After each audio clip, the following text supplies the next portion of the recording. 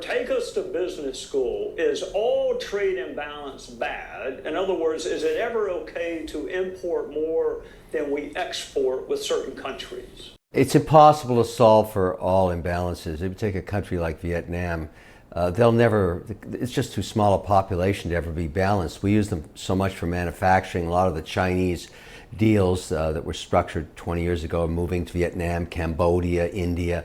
I mean, you need a lot of people to buy stuff to have a balance on trade. And a great example is our relationship with the Canadian market. Massive trade imbalance, but only on one thing, energy. The cheapest oil imported to America comes out of Alberta. If you took energy out of it, Canadians import more. So you have to dissect this very, very carefully to determine what to do. In the case of Canada, for example, they've only put a 10% tariff on oil coming into the United States. That's smart. It's good for the Canadians, good for the Americans. Everybody's a winner. And then they're trying to solve, and this is why Trump, people ask me all the time, why is Trump so erratic on policy with one country, this country, EU, Spain, India? Because he finds something that he doesn't like. And in the case of Canada, go back to that example. In Vermont, they have some crazy tariffs on dairy, and they support supply chain dairy and farmers and butter and eggs. And it's, from Trump's point of view, unfair. So he slams the whole country with a 50% or 40% tariff until they fix that little problem.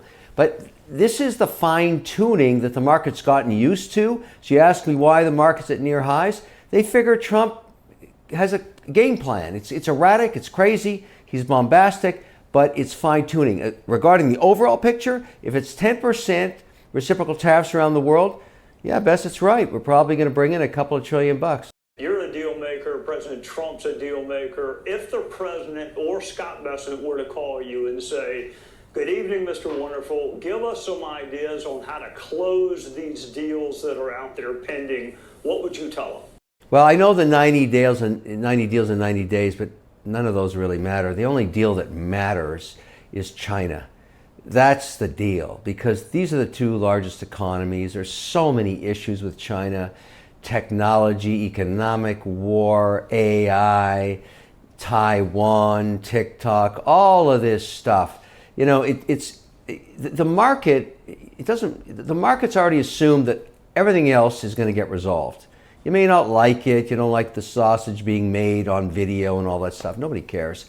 They care about China. And we don't know where we're going with those guys because we're at war with them. I mean, I don't know why anybody thinks any different.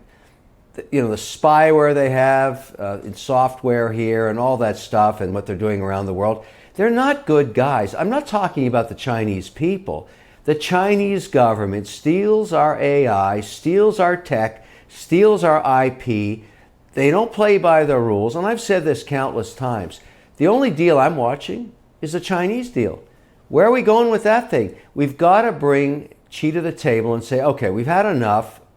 We're going to have to solve this problem. You want to play by the rules? You want to be one of the big boys? You want to be in the G8? You want to join the G7? You want to play by the rules of the World Trade Organization? You're going to have to understand that you have to give and take. You can't just steal everything.